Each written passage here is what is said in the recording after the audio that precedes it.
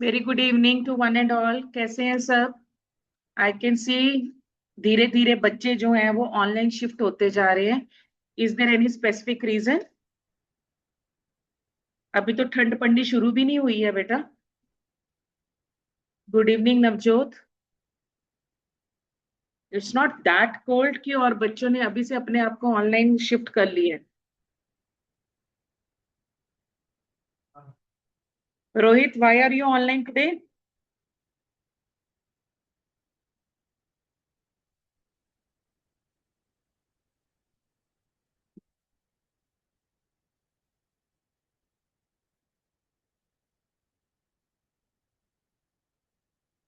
Let's start without wasting any more time.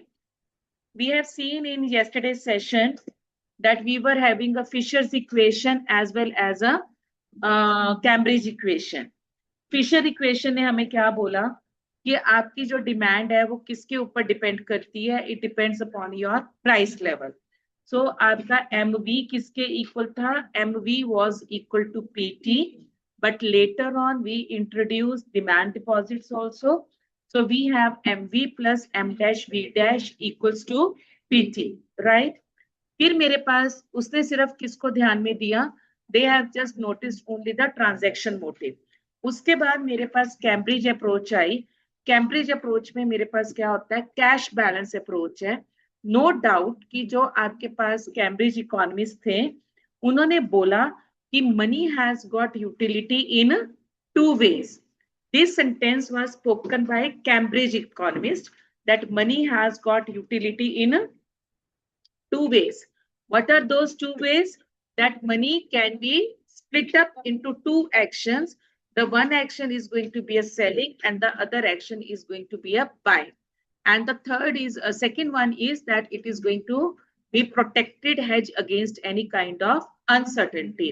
No doubt, जो Cambridge equation थी उन्होंने आपको transaction motive and precautionary motive दोनों को हाईलाइट किया, बट अल्टीमेटली जब एक्सप्लेनेशन का पार्ट आया they were able to explain nicely only the transaction motive, क्योंकि उनकी जो इक्वेशन थी that was MD. What is MD? Demand for money equals to kpy, means I am going to create a demand for money in proportion to my income, in proportion to what I am holding in cash. Okay, तो आपके पास in papers he picked up both कि मेरे पास transaction motive भी है और मेरे पास precautionary motive भी है, बट एक्चुअल में the attention, the elaboration, the explanation was given to whom? It was given to transaction motive only. और उन्होंने क्या बोला? that demand for money is a function of income. According to Cambridge approach, demand for money is a function of what? Income. Was it clear to online and offline students? Yes, ma'am. Any doubt जो आपको ये पूछना है? किसी भी तरीके की कोई confusion? No, ma'am. No. Okay, अब इसके बाद आपके पास आ जाता है बेटा द गॉडफादर। गॉडफादर कौन है मेरा? मैक्रो का आप सबको पता है, it is to be taken as a Keynes. So the Keynesian theory of demand for money, हमने कल वाले लेसन में क्या सीखा था? Dash is the most liquid asset. Money हमारे पास क्या है?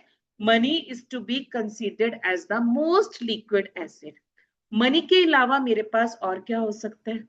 I can have a demand deposit, I can have a time deposit, I can have a gold deposit, I can have physical strength, that is a wealth, कुछ भी हो सकते, right? But in सबको if I am going to use it as a medium of exchange, तो मेरे को इन सबको पहले कन्वर्ट करना पड़ेगा किसमें? मनी में। बट अगर मैं कैश को होल्ड कर रही हूँ तो this cash without any wastage of time I can quickly convert into goods which I am interested to buy, right? तो यहाँ पे केन्स क्या कहता है? Keynesian theory of demand for money is called as what? It is called as a liquidity preference. My dear students, इस नाम को समझो। हमने अभी क्या डिस्कस किया है कि मनी क्या चीज है? Money is the most liquid asset. Liquid का मतलब क्या होता है? लिक्विडिटी का मतलब क्या होता है? कन्वर्टेबिलिटी, कि इट इज ओनली मनी जिसको मैं इजिली क्या कर सकती हूँ? कन्वर्ट कर सकती हूँ। लिक्विडिटी प्रेफरेंस, क्यों मनी मेरी लिक्विडिटी प्रेफरेंस है? क्योंकि money is to be considered as the most liquid asset. तो मेरी प्रेफरेंस क्या है? मेरी preference to keep liquidity in my hand, to keep that convertibility into my hand, कि मेरे को जब कोई जरूरत चाहिए, जब मेरे को कुछ ना कुछ अपनी जरूरत को पूरा करने के लिए चाहिए, तो मैं इमीडिएटली मनी से अपनी उस चीज को, प्रेफरेंस को कंप्लीट कर। So the first point which you have to keep in mind, the concept given to us by Professor Keynes, what is this called as liquidity preference? और इसी liquidity preference में मेरे पास आगे जाके concept आएगा which is to be taken as a liquidity trap. ये concept भी किसने introduce किया था? प्रोफेसर केन्स ने किया था। तो लिक्विडिटी प्रेफरेंस क्या है? ये देखो आपके पास वर्ड क्या है, you have to pay attention to this thing कि this word is coined by whom? It is coined by J.M. Keynes in his masterpiece. ये मास्टरपीस का नाम क्या है? The general theory on employment, interest and money in 1936। Those who are connected with me, the first thing जो आपको यहाँ पे याद रखनी है कि it was a general theory covering three things: employment, interest and money. Sometimes the question can come, what is the masterpiece of Keynes? And I can give you the names: the general theory on employment, price and money. मतलब इन तीन words को I can interchange or I can replace with very popular term, very near term, very close substitute. So you have to keep in mind that this theory is related with three things only: employment, interest and money. Crystal clear in your mind. उसके बाद liquidity preference क्या बता रहा है? People's desire to hold money rather than securities. आज की date में बेटा, एट प्रेजेंट जो हमारा इकोनॉमिक रिसेशन चल रहा है ग्लोबली, जो हमारा चल रहा है, ठीक है, उसमें इफ यू विल सी, जो आपके प्लानर्स हैं वो क्या हमें सुजेस्ट कर रहे हैं? To keep cash with you, hold the things in cash, because your prices will rise so much कि आपके पास टाइम ही नहीं होगा गोल्ड को बेचने का। और अगर आप गोल्ड बेचोगे, you will not get that much refund. तो यहाँ पे एट द टाइम केन्स ने जब ये कॉन्सेप्ट इंट्रोड्यूस किया, आप सबको पता था कि उस टाइम वर्ल्ड में क्या कंडीशन थी। The world was passing through great depression of 1930s. तो liquidity preference, people prefer to keep a cash with you instead of investing that thing in terms of gold or other securities or investment. This term is people's desire to hold money with them, to keep the liquidity with them, is called as what? Liquidity preference. And this was given to us, this was introduced to us by whom? By Professor Keynes. अब according to Keynes हमारे पास three motives हैं, सबको पता है कौन कौन से हैं? PM, PM and SM. कौन कौन से हैं जी? PM, PM and SM. PM is transaction motive. Recalling है, मैंने आपको क्या बताया था? The demand for transaction motive depends upon what? Income के ऊपर डिपेंड। जितनी ज्यादा आपके हाथ में इनकम होगा, उतनी ज्यादा आपकी प्रेफरेंस होगी, उतनी ज्यादा आपके पास लिक्विडिटी प्रेफरेंस होगी, उतना ज्यादा you are going to keep money in the form of transaction for you. So they are directly proportionate to each other. So holding a cash related to the need for cash for current transactions. I am not going to just hold on online students.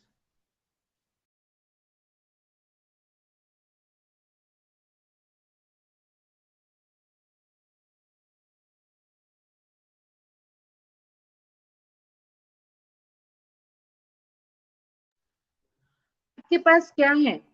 Need for cash for current transactions. I am not going to hold the cash to meet my past transactions. I am not going to keep the cash to meet my future transactions. मेरे को जो करना है वो किस time के ऊपर करना है? I need to deal with my present.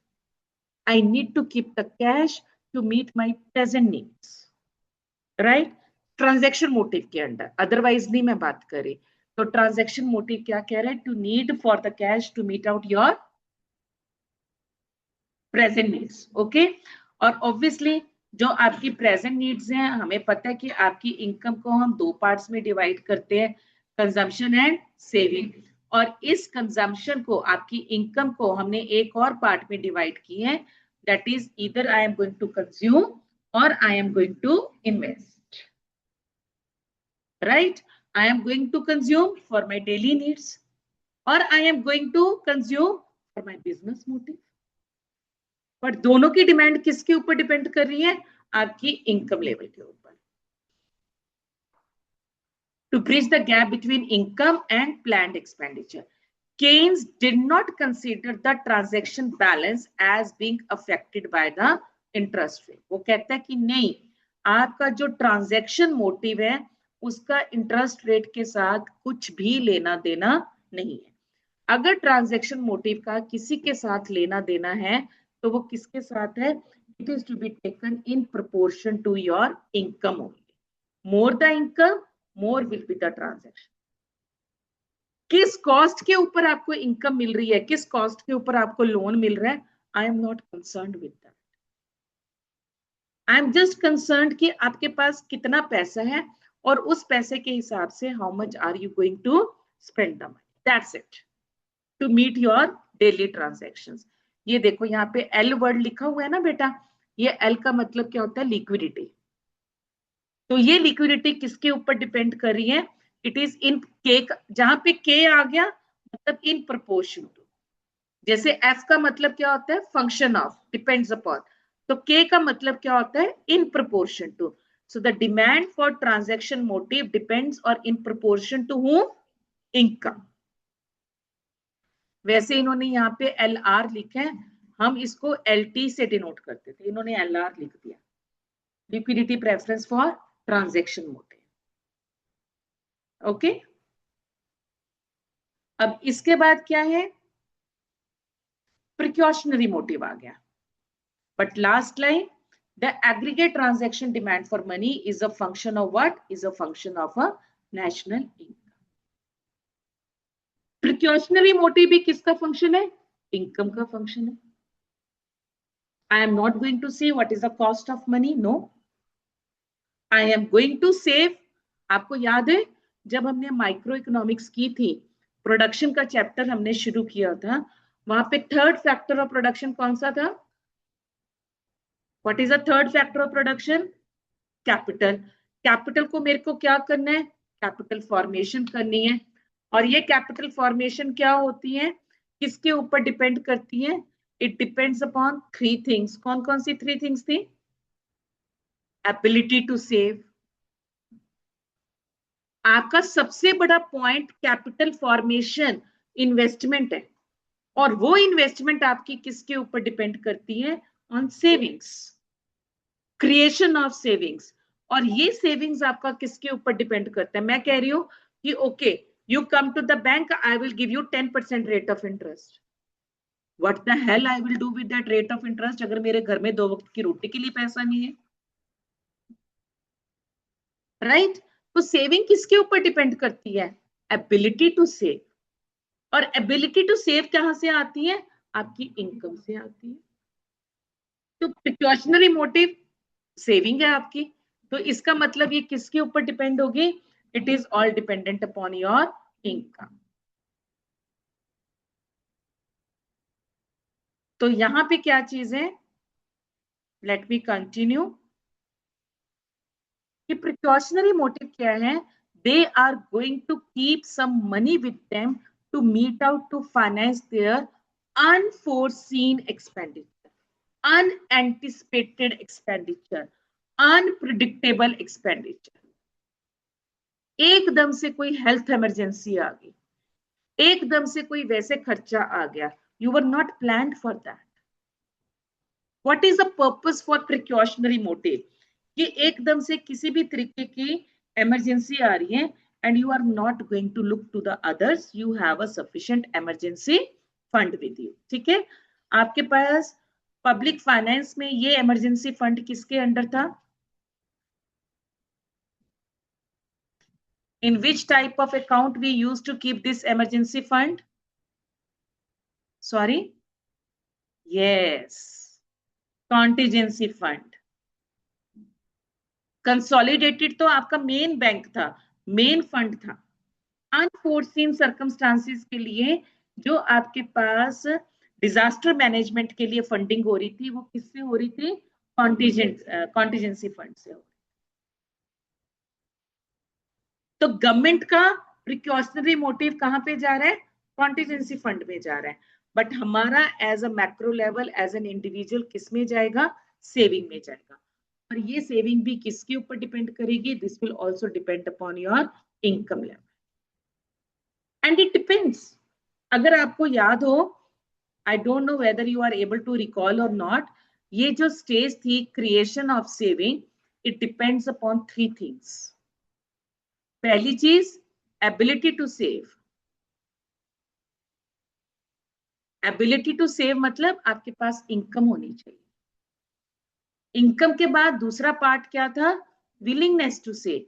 कल ही हमने बात की थी कि we are not ready to keep our hard earn money with the bank. और इंटरेस्ट क्या है? Is a reward. ये रिवॉर्ड आपको किसके लिए दिया जा रहा है? Because of parting with the money. आपने अपने आप को अपनी सबसे प्यारी चीज से दूर रखा है,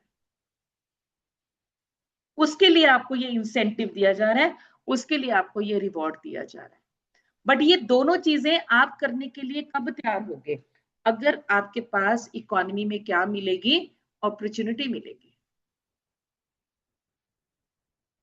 अगर आपके शहर में, आपके जहां रहते हो, 24 घंटे लड़ाई झगड़ा चल रहा है, पॉलिटिकल इश्यूज चल रहे हैं, बैंक बंद हो रहे हैं, स्कैम्स चल रहे हैं, डकैतीज पड़ रही हैं, रॉबरी हो रही है, are you ready to keep your saving with the bank? No. And you will be surprise to know this happened. अभी जब पंजाब में फ्लड आया था, मेरे नोन में इतने फ्रेंड्स ने, चंडीगढ़ में रहते थे, चंडीगढ़ में कोई फ्लड वाली सिचुएशन नहीं थी, बट इतना उसका मेंटल टॉर्चर हो रहा था लोगों की मेंटेलिटी के ऊपर कि लोगों ने बैंक लॉकर्स ऑपरेट किए और वहां पे जितना उनका गोल्ड पड़ा था, they decided to keep that at home.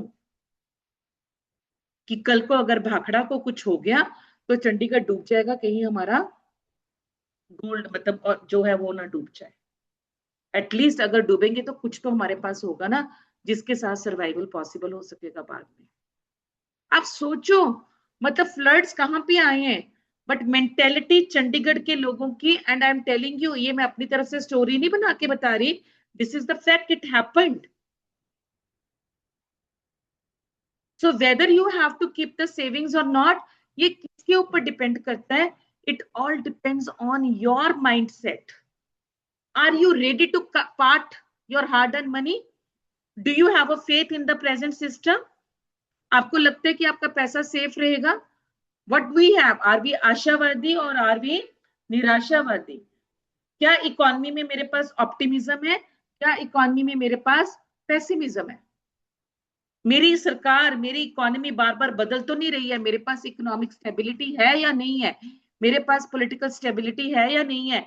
RBI हर रोज अपने रूल्स एंड सिस्टम्स बदलता जा रहा है, so I am not going to make up that fast.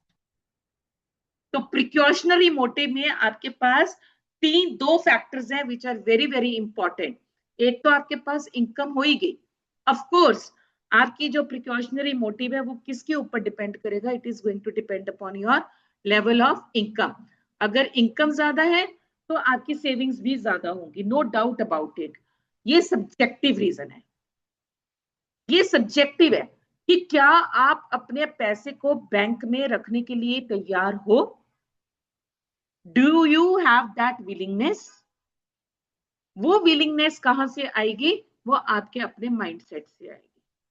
कहने को एनी मैम पढ़ा के चले गए, रश्मि मैम पढ़ा रहे हैं, but how many of you are really gaining the knowledge? कोई फिजिकली प्रेजेंट है, कोई मेंटली प्रेजेंट है, कोई ना फिजिकली है ना मेंटली है। किसके ऊपर डिपेंड कर रहा है ये? आपके ऊपर डिपेंड कर रहा है, राइट? आप कौन हो? आप सब्जेक्ट हो। तो वेदर यू वांट टू, आपकी इनकम भी है, सब कुछ है, but you want to save और not, it ultimately depends upon your willingness. ये सब्जेक्टिव रीजन हो गया। बट उसके बाद एक ऑब्जेक्टिव रीजन भी है। वो ऑब्जेक्टिव रीजन क्या है? कि क्या सरकार आपको अच्छा माहौल दे रही है?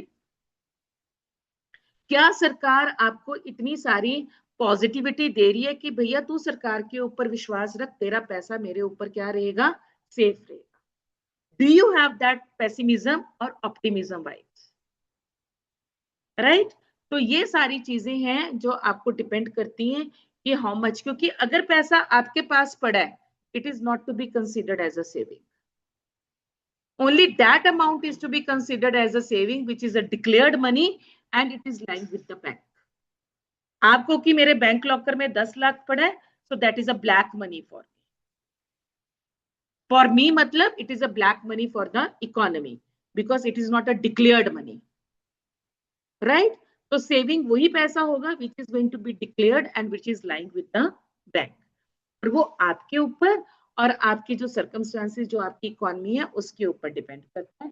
But yes, yes, the last line again it is an important line कि आपके पास प्रिकॉशनरी बैलेंस भी क्या है? इनकम इलास्टिक है and it is not very much sensitive to the rate of interest.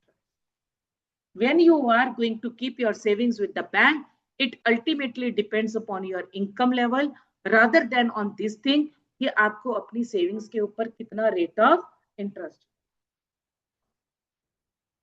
तो यहां पे आपके पास मोरल ऑफ द स्टोरी क्या आया? LT प्लस LP अल्टीमेटली किसके ऊपर डिपेंड कर रहे हैं? It is depending upon your income. Both are the functions of income for transaction motive and for precautionary.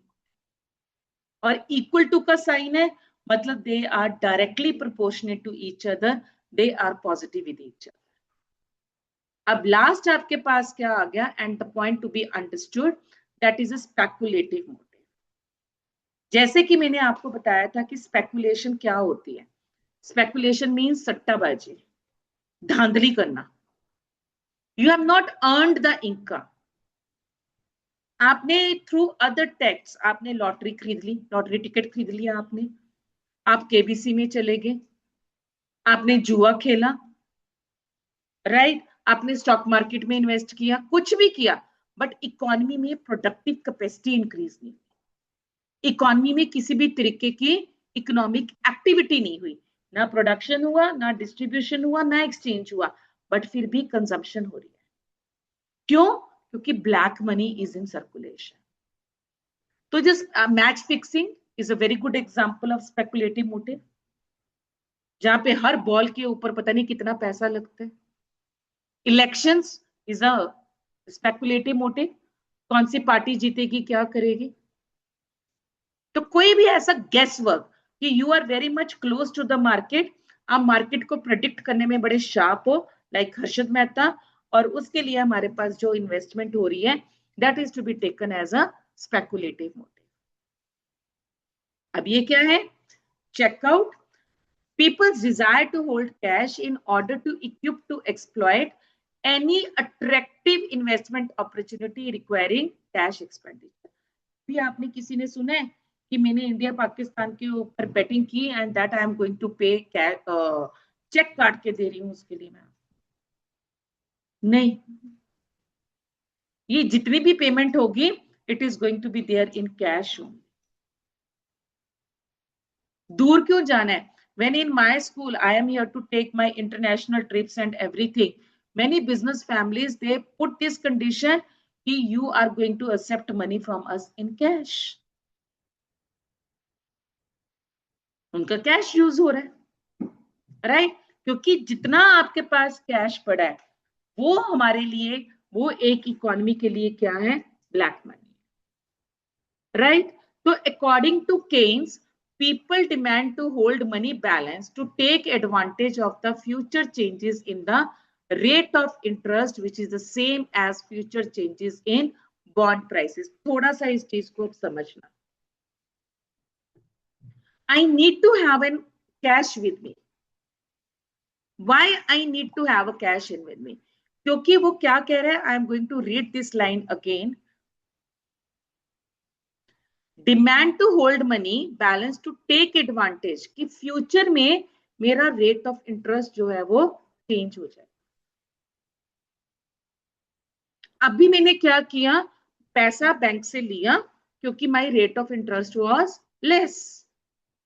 I have taken that money with me, I have drawn that money in this anticipation कि future में rate of interest जो है वो ज्यादा हो जाएगा.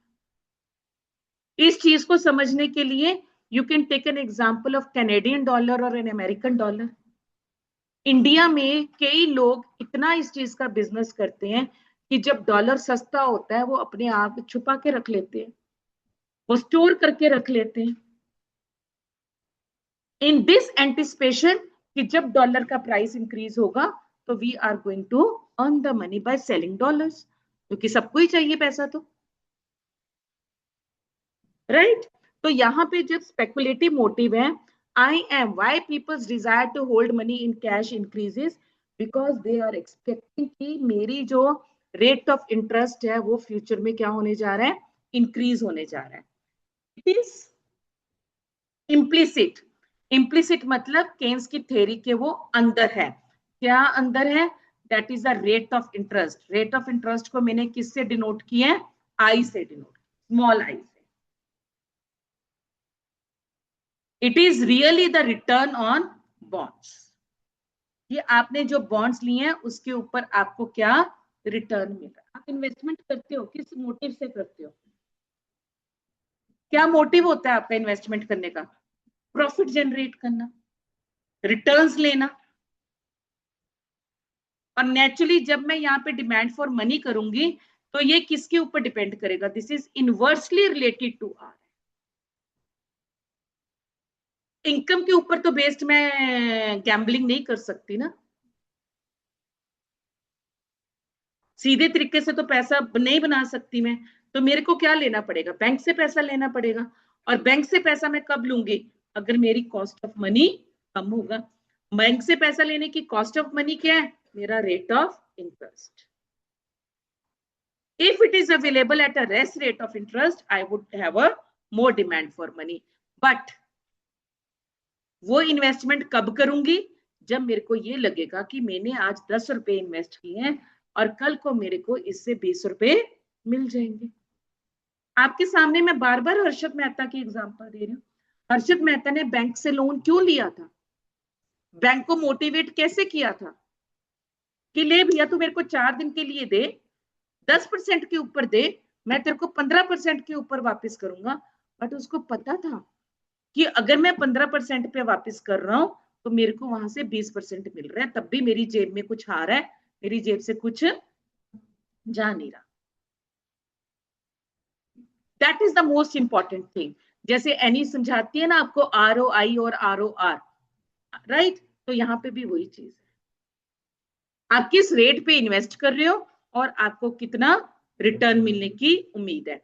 तो यहाँ पे प्लीज एक चीज याद रखना, आप बहुत सारे पॉइंट्स आएंगे. Keynes assumed that the expected return on money is zero. Expected return on money मतलब जो आप अपने पास मनी रख रहे हो, कैश रख रहे हो, उसको इन्वेस्ट नहीं कर रहे हो तो वहां से रिटर्न्स मिलनी क्या है, जीरो है. And the expected return on bonds, bonds का मतलब जो आप पैसा इन्वेस्ट कर रहे हो तो उसमें आपके पास 2 टाइप्स है, आपको कितना इंटरेस्ट देना पड़ रहा है और आपको उसके ऊपर कितना देना. मतलब ये क्या हो गया, ROR हो गया, और ये क्या हो गया, रेट ऑफ इंटरेस्ट हो गया, ROI हो गया. आपको कितना खर्चा हो रहा है और आपको कितना प्रॉफिट होने की उम्मीद है. तभी पैसा मल्टीप्लाई होता है, नहीं तो पैसा मल्टीप्लाई होता ही नहीं है। तो व्हाट इज सेइंग कि expected return on money, money मतलब जो आपके पास कैश पड़ा है वो 0 है, वो अपने आप में जादू नहीं करेगा, वो वहां पे कोई मैजिक नहीं होगा, वो अपने आप को मल्टीप्लाई नहीं करेगा until and unless you are not going to take up the risk.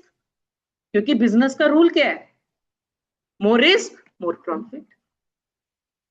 अब आप रिस्क लेने के लिए तैयार कब होगे, जब आपको ये लग रहा है कि इतना पैसा मेरे को 1% के ऊपर ½ % मिल रहा है, बट मेरे को प्रॉफिट होने की उम्मीद उससे ज्यादा है, only then you are going to take up the interest, right.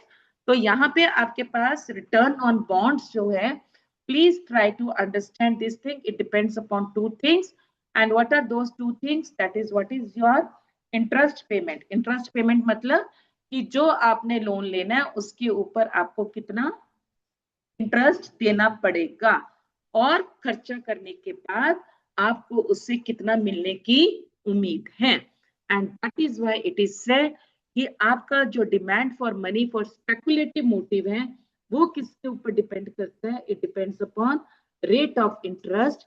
But ये rate of interest directly proportionate नहीं है, ये क्या है, इनवर्सली प्रोपोर्शनेट। पहले 2 क्या थे, डायरेक्टली थे, पीएम और टीएम क्या है, डायरेक्ट है। किसका डायरेक्ट है, इनकम का डायरेक्ट है, वो इनकम इलास्टिक है। बट जो एसएम है वो इंटरेस्ट इलास्टिक है, राइट। अब क्या है, the market value of bonds and the market rate of interest are inversely related. आगे वही लाइन आपकी, a rise in the market rate of interest leads to the decrease in the market value of bond and vice versa। ये बात समझ में आ गई। Bond का मतलब आप सिंपल वे में कह सकते हो इन्वेस्टमेंट स्पेकुलेटिव मोटिव।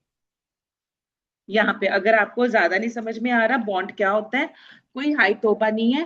बॉन्ड का मतलब कि आपके पास कितना इन्वेस्टमेंट कर रहे हो, आप कितना धोनी के ऊपर लगा रहे हो। बॉन्ड क्या है आपका, धोनी का सिक्सर, ठीक है, कि इस सिक्सर के ऊपर बॉल भी कितना लगाता है।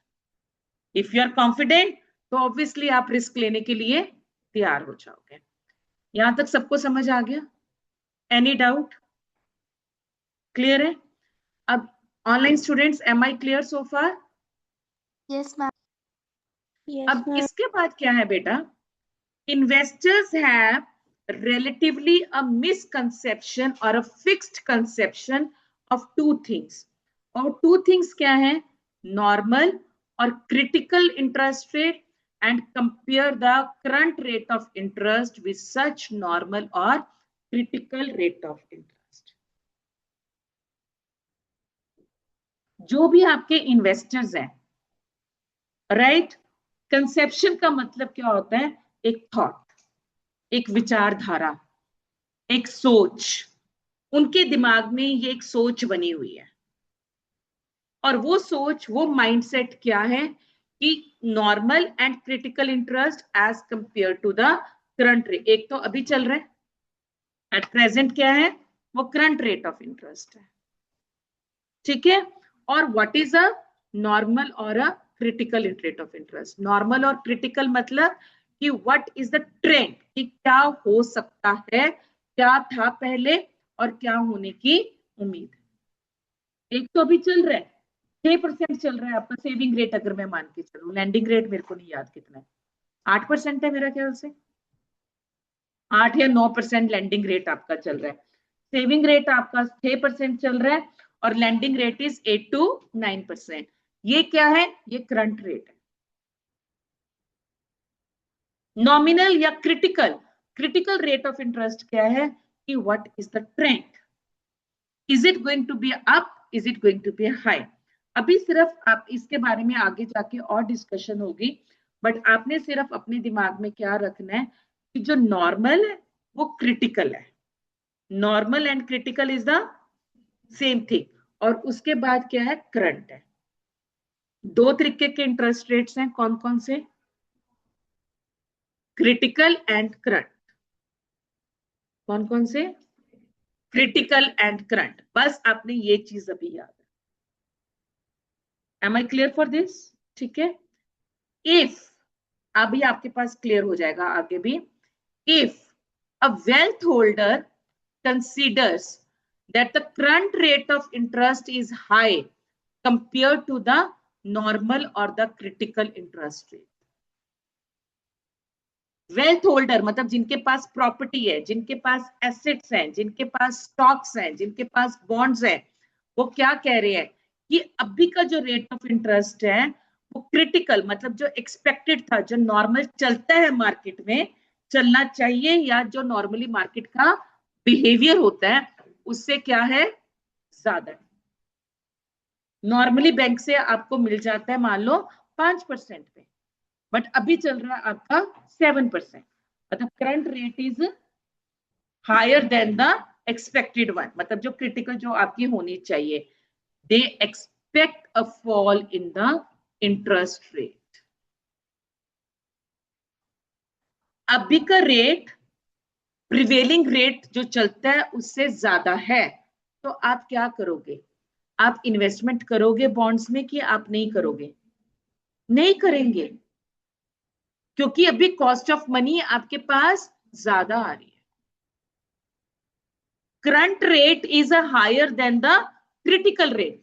क्रिटिकल रेट आप कह लो, अगर मैं आपको समझाऊं कि आपके पास यहां पे ये डिमांड और सप्लाई इंटरसेक्ट करेगी, तो जहां पे डिमांड एंड सप्लाई इंटरसेक्ट करेगी that is to be taken as a critical rate, कि दिस इज अनएक्सपेक्टेड, ये चलना चाहिए, बट मेरा करंट रेट उससे ऊपर है। आई बात समझ में? ये मेरा करंट रेट उससे ऊपर है, तो अगर आपका रेट ज्यादा हो गया, are you keen to take a money from the bank? No. Government ने, अभी तो आपने पढ़ा पब्लिक फाइनेंस में कि आपके पास इंटरेस्ट रेट इंक्रीज कर दिया। इंटरेस्ट रेट इंक्रीज कर दिया मतलब उसकी कॉस्ट को, कॉस्ट ऑफ मनी को इंक्रीज कर दिया। कॉस्ट ऑफ मनी को इंक्रीज कर दिया तो किसको रिस्ट्रिक्ट कर दिया? आपकी बोरिंग कैपेसिटी को। क्योंकि मनी क्या चीज है? मनी एक ऑब्जेक्ट है। मनी की कोई नाक अकल शक्ल नहीं है, कोई रंग रूप नहीं है मनी का। मनी इज एन ऑब्जेक्ट, और ऑब्जेक्ट के ऊपर हम क्या पे करते हैं? प्राइस पे करते हैं। अगर प्राइस ज्यादा होगी तो डिमांड कम हो जाएगी। सेम कॉन्सेप्ट यहाँ पे, इंटरेस्ट ज्यादा हो गया तो डिमांड कम होगी। तो अगर मेरा करंट रेट ज्यादा है तो obviously there will be a fall in the interest rate. At a high current rate of interest, they will convert their cash balances into bonds. अगर इंटरेस्ट रेट आपको ज्यादा है तो क्या होगा? वो अपने कैश बैलेंस को किस में कर देंगे? बॉन्ड्स में, मतलब वो इन्वेस्ट कर देंगे। राइट? अब यहां पे क्या है, आपके पास दो चीजें हैं। They can earn high rate of returns on the bonds. आपने इन्वेस्ट किया तो ऑब्वियसली कैपिटल गेन ज्यादा हो गया, ठीक है। सेकंड क्या है? They expect a capital gain resulting from a rise in bond price consequent upon an expected fall in the market rate of interest in future. इस लाइन को पढ़ो, फिर से पढ़ो इस लाइन को।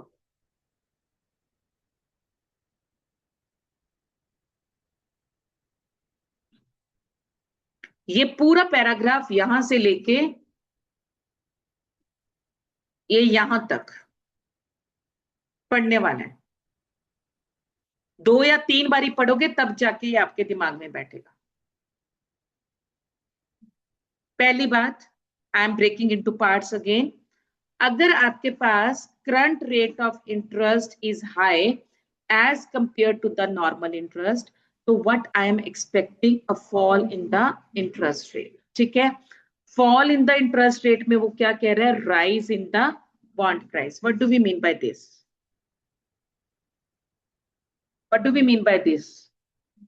अगर इंटरेस्ट रेट फॉल होगा तो क्या होगा? सॉरी, हम ज्यादा इन्वेस्ट करेंगे तो उससे क्या होगा? इन्वेस्टमेंट के प्राइसेस बढ़ जाएंगे। किसकी प्राइस? डिमांड ज्यादा हो जाएगी। डिमांड ज्यादा होगी तो फिर क्या होगा, प्राइस ज्यादा हो जाएगी, ठीक है, right. At the high current rate of interest they will convert there cash balance किसको, बॉन्ड में कन्वर्ट कर देंगे। ऐसा वो क्यों करेंगे, पहली बात है कि उनको क्या मिलेगा, हाई रेट ऑफ रिटर्न, मतलब उनको बॉन्ड में आपने पैसा इन्वेस्ट कर दिया तो they are going to have a high returns. Second point क्या कह रहा है, they expect capital gain. Bond के प्राइस, आपके पास कोई शेयर था, आपके पास क्या था, कोई शेयर था, ठीक है। अब शेयर में फिर से हर्षद मेहता यहाँ पे आ गया। अब हर्षद मेहता ने, अगर आपको वो सीन याद हो, कौन सा शेयर, जो भी एबीसी शेयर था, ठीक है ना, उसने क्या करना, उसको उसकी प्राइस को रेज करना था, बट वो प्राइस फॉल हो रही थी, उसने बैंक से लोन लेके सारे के सारे शेयर्स खरीद लिए, सारे के सारे स्टॉक मार्केट से वो शेयर्स खरीद लिए। तो जैसे ही वो खरीदे उसने, मार्केट में उसकी क्या होगी, डिमांड होगी, शॉर्टेज होगी उसकी, और उसके प्राइसेस एकदम से, यही तो उसको प्रॉफिट करके गया था, उसके प्रॉफिट एकदम से इंक्रीज हो गए, क्योंकि उसके प्राइस, उसकी वैल्यू एकदम से इंक्रीज हो गई। इमेजिन करो वो पूरा वो वाला scene, and all the stake holders they were shocked कि उसके पास इतना पैसा कहां से आया, उसने कैसे रातों रात सारी स्टॉक मार्केट को, शेयर बिल्कुल डाउन जा रहा था, उसकी रातों रात प्राइस कैसे ऐसे बढ़ गई। और अगर आप फिर मेरी तो ये दो फेवरेट मूवीज हैं, अगर आप गुरु भी देखो, धीरू भाई अंबानी, जो कि मुकेश अंबानी के फादर की बनी हुई, उसकी उनकी ऑटोबायोग्राफी है, उन्होंने कैसे शेयर मार्केट के ऊपर सारा पैसा कैसे किया था, ऐसे ही तो किया था उन्होंने भी। And this is the true picture जो आप यहाँ पे थेरी में पढ़ रहे हो। जब भी फ्री टाइम मिले, you should watch this, right. अब ये क्या कह रहे हैं, दे expect a capital gain resulting from the rise in bond price, कि नेचुरली जब बॉन्ड प्राइस ज्यादा हो जाएगा तो आपका प्रॉफिट मार्जिन भी ज्यादा हो जाएगा, consequent upon N expected fall in the market rate of interest in future. और उसका रिजल्ट क्या है कि फ्यूचर में रेट ऑफ इंटरेस्ट क्या है, दैट विल गो डाउन, क्योंकि अभी हमने क्या देखा है कि ये जो है they are inversely related to each other. अब इसके उलट, let me complete, then if you will have any doubt please let me know. होगा डाउट इसमें, मैं पहले बोल रही हूँ, इसको घर जाके आज ही के आज आपने फिर से एक बारी रीड करना है, ये जो पूरा पैराग्राफ मैंने ब्रैकेट में डाला था। इसके ऑपोजिट पहले क्या था कि अगर वेल्थ होल्डर, ये फर्स्ट केस है, अगर मैं एक्सपेक्ट कर रही हूं मेरा current rate is high than the normal है। अब दूसरे में क्या है, आई एम एक्सपेक्टिंग कि मेरा करंट रेट इज लो है, that is if they expect the rate of interest to rise in future, fall in the bond price, then they would have an incentive to hold their wealth in the form of liquid cash rather than bond. Moral of the story, जो आपको MCQ के लिए यहां से points को pick करना है कि अगर मेरा current rate of interest is higher than my critical rate of interest, I would make an investment in bonds. I will make an investment, okay? But अगर मेरा critical rate of interest, current rate of interest is less than critical rate of interest, तब मैं क्या करूंगी, I will prefer to keep my money in the form of cash with me. I am not going to buy anything out of that. Understood this thing, right? अब क्या है कि अगर वो पैसा रखते हैं, so the loss suffered by the way of interest income is very small, क्योंकि आपके पास करंट रेट जो है वो कंपैरेटिवली बहुत कम है। They can avoid the capital loss that would result from anticipated increase in the interest rate. दोनों तरफ बात हो रही है, आपको सेविंग के ऊपर कितना इंटरेस्ट मिल रहा है, और अगर आप लोन ले रहे हो तो आपको उसकी कॉस्ट क्या पड़ रही है। अगर सेविंग रेट ज्यादा होगा तो लैंडिंग रेट भी ज्यादा होगा, अगर सेविंग रेट कम होगा तो लैंडिंग रेट भी कम होगा, डायरेक्शन विल बी सेम। और yes, saving rate is always less than the landing rate. The return on money balances will be greater than the return on alternative assets. ये कब होगा? जब आपके पास too much money is in circulation, तो money will lose its worth. आपको bank जितना मर्जी interest देता जाए, बट इन्फ्लेशन इतनी ज्यादा है कि it is not going to cover up. हमने इंडेक्स नंबर में पढ़ा है ना, तो it is not going to give you the same standard of living. आपकी कॉस्ट ऑफ लिविंग को वो मेंटेन नहीं कर सकता। ओके जी, इसको एक बारी जाके प्लीज फिर से पढ़ लेना। I am again telling you. और जो चीजें मैंने बताई थी, ये आपके पास क्या है, स्पेकुलेटिव डिमांड फॉर मनी है, what it is telling you. Summing up क्या है, as long as your current rate is greater than your critical rate of interest, a typical wealth holder would hold is asset portfolio, किसमें, government bonds में वो खरीदेगा, क्योंकि current rate जो है वो हायर। पोर्टफोलियो पता है ना क्या होता है, आपका सारा इन्वेस्टमेंट जिसमें की होती है। And if current rate of interest is lower then the critical, his asset portfolio would consist only of cash. और अगर ये दोनों इक्वल है, कोई फर्क नहीं पड़ता, आप कैश रखो या आप बॉन्ड्स में करो। Critical and current, if they both are equal to each other.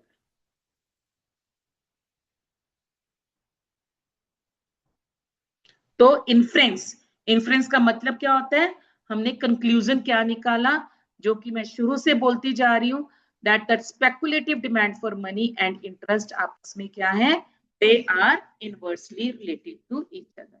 हमने कोई इकोनॉमिक्स के ऊपर पीएचडी नहीं करनी, हमने कोई स्टॉक मार्केट के इसके ऊपर इन्वेस्टमेंट नहीं करनी है, कोई हमने यहाँ पे साइनॉप्सिस नहीं लिखना है।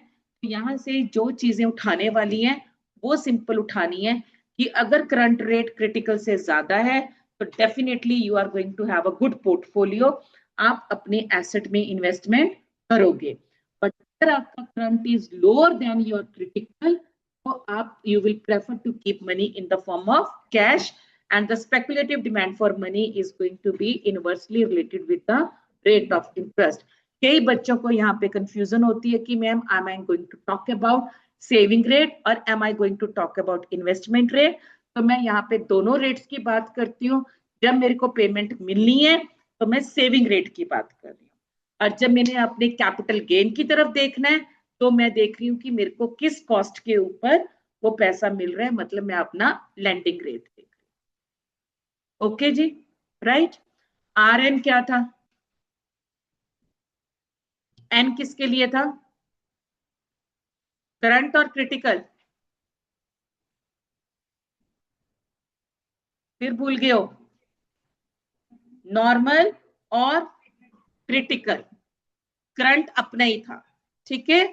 सो द डिसकंटिन्यूअस यहां पे क्या है, इस ग्राफ में क्या है, क्रिटिकल इज,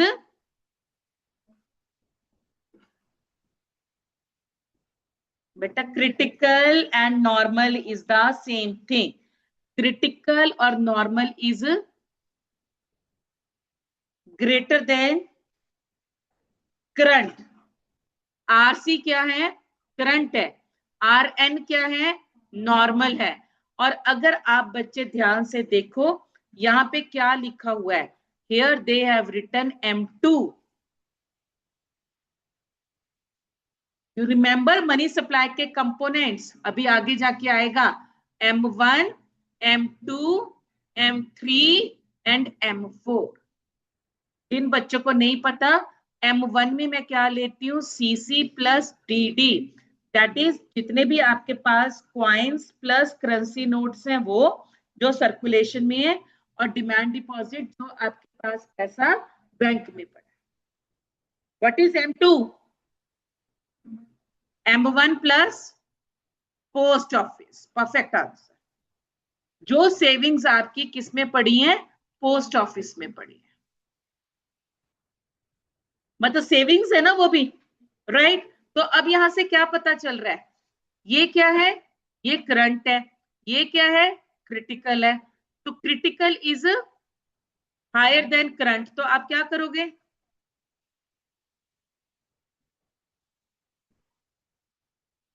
आ गया ना, फिर आपके पास डिसकंटिन्यूटी आ गई ना। कैश मतलब M2, M2 मतलब आपके पोस्ट ऑफिस सेविंग्स और आपके डिमांड डिपॉजिट सफर कर रहे हैं।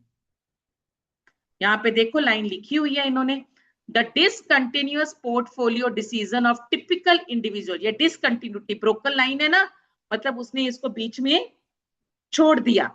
इन the figure when the current rate of interest RN is higher, RN current and RC is critical. उल्ट हो गया ये, वेट अ मिनट,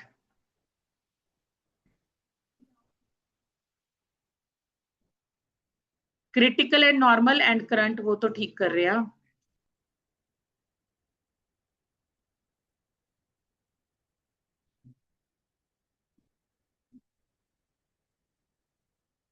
इन्होंने उल्टा लिखा गलत है, राइट। एक्सप्लेनेशन ठीक है, if the current rate of interest is higher than the critical rate of interest, then the entire health is held by the individual wealth holder in the form of the government, and if it is below this, then it will be held in the form of cash balance. Relationship is right.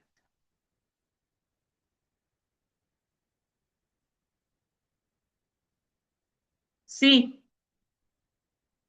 when we go from individual speculative demand for money to the aggregate speculative demand for money, एक individual से aggregate पे जा रही हूँ, the discontinuity of the individual wealth holder demand curve for the speculative cash balance disappears and we obtain a continuous downward sloping demand curve showing what the inverse relationship किसके बीच में, current rate of interest and the speculative demand for money, जो कि आपको show किया गया ये वाला downward sloping, और ये यहाँ पे आ गया आपके पास liquidity trap. What is this liquidity trap, the last thing, क्योंकि मेरे को इंडेक्स नंबर शो करना है इसके बाद। ये देखो आप, चेक आउट दिस ग्राफ, आपके पास R1, R2, R0 के ऊपर क्या हो रहा है, क्या हो रहा है अर्श, इंटरेस्ट रेट ज्यादा हो रहा है कि कम हो रहा है, कम हो रहा है। मैं R स्टार से R1 पे गई, R1 से R2 पे गई, R2 से R0 पे आई, और जब मैं R1 के ऊपर थी मेरे पास M1 था, जब मैं R2 के ऊपर थी मेरे पास M2 था, और जब मैं इधर चली गई, आप क्या देख रहे हो कि जैसे जैसे आपका रेट ऑफ इंटरेस्ट डाउन हो रहा है, आपकी डिमांड फॉर मनी क्या कर रही है, इंक्रीज कर रही है। Rate of interest down, demand for money increase, और जब आपका रेट ऑफ इंटरेस्ट 0 पे पहुंच गया, you carry as much as possible, जितना मर्जी आप पैसा कैरी करो, उसकी मतलब R0 मतलब रेट ऑफ इंटरेस्ट कितना है, 0 है, मतलब आपको मनी की कोई भी कॉस्ट नहीं देनी पड़ रही है, मतलब मनी क्या बन गया है, वर्थलेस बन गया। Money has no purchasing power, money क्या बन गया है, वर्थलेस, कि भैया तू जितना मर्जी पैसा कैरी कर, you are unable to buy anything from the market because you have entered, your economy has entered to the stage of galloping inflation. Galloping inflation क्या होती है, कभी आपने घोड़े को भागते हुए देखा, जब वो पूरी हाई स्पीड के ऊपर होता है तो वो क्या करता है, उसके नीचे जो घास होती है उसको गैलप करता है, मतलब दगड़ दगड़ करना जिसको हम बोलते हैं ना। तो यहाँ पे क्या है कि आपके पास रेट इतना फॉल कर गया है और इन्फ्लेशन जो है वो भाग रही है, दौड़ रही है वो। यहाँ पे चाहे वो जैकमा है, चाहे वो बिल गेट्स है, चाहे वो एलॉन मस्क है, कोई भी आ जाए, उनके पास जितना भी पैसा है, it is become absolutely worthless. पैसे की कोई भी कीमत जब नहीं रहती है, हम कौन सी स्टेज पे फंस जाते हैं? We enter to the stage of liquidity trap, right? So it is a request to online students as well as offline कि ये जो स्पेकुलेटिव डिमांड वाली लास्ट लाइनें थी, इनको घर पे आज एक बारी जरूर पढ़ना है, नहीं तो कल का सेशन आपको नहीं समझ में आएगा। कोई भी डाउट है, drop a message, okay? Online students, am I clear? Yes, ma'am. Yes, ma'am. Yes, ma'am. Manch बेटा? Yes, somebody was saying. एक बारी रीड करो, जो फर्स्ट टाइम रीड कर रहे हैं उनको इतनी जल्दी नहीं समझ में आएगा। एक बारी घर जाके जरूर रीड करना है, and then the things will automatically clear जब अपनी एक सेल्फ रीडिंग करोगे, ओके? अब immediately join me back for your stats class.